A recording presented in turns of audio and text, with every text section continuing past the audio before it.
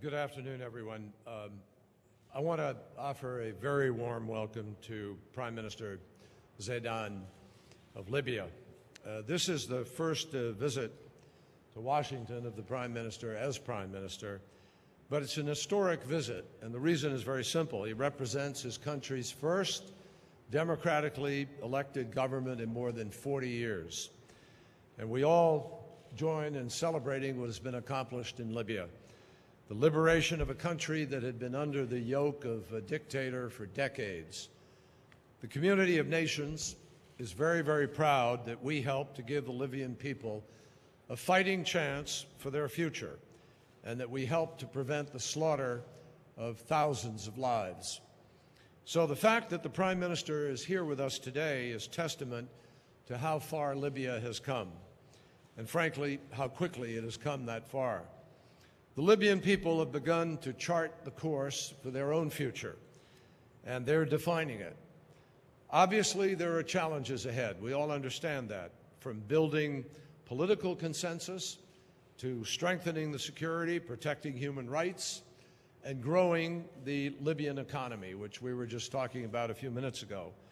The Prime Minister, I think, understands, but I want to reiterate to him today that the United States will continue to stand with Libya during this difficult time of transition.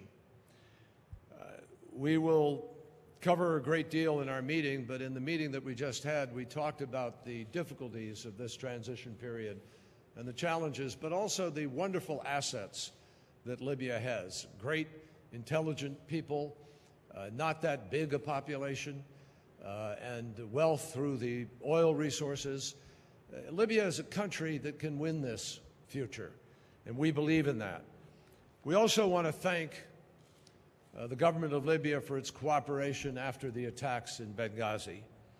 As President Obama has made very, very clear, those who killed Americans in Benghazi will be brought to justice, and I emphasize that today. Prime Minister Zaydan and I know what a good friend Chris Stevens was to all of the Libyan people, and the thousands of everyday Libyans who marched in outrage carrying homemade signs thanking Chris for what he had done for them, thanking the United States for what all Americans had done for them. All of that underscores why we must not walk away from the difficult work that Chris Stevens and his cohorts were so dedicated to. That work will continue, Mr. Prime Minister, and I'm pleased to tell you that we will soon be sending Deborah Jones to Libya as our new ambassador. And she is a very capable and experienced diplomat, and I have no doubt that she's going to help to strengthen the partnership between us.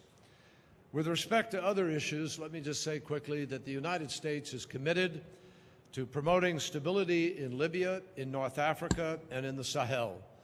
So we're going to discuss further the cooperation on security issues. Just last month at the ministerial meeting in Paris, the United States pledged more assistance for security reform in Libya, with particular emphasis on border security, rule of law, building a professional security force and institutions, and the control or destruction of chemical weapons that have been left over from the old regime. We will look for other ways to work together as we go forward in order to make Libya safer and to live up to its full potential. Finally, in terms of our economic partnership, the United States wants to create an economic environment in Libya that will spur outside investment and foster entrepreneurship. Libya's long-term prosperity will depend on creating greater opportunities for more people, for all of its citizens, for being an open society and an open economy.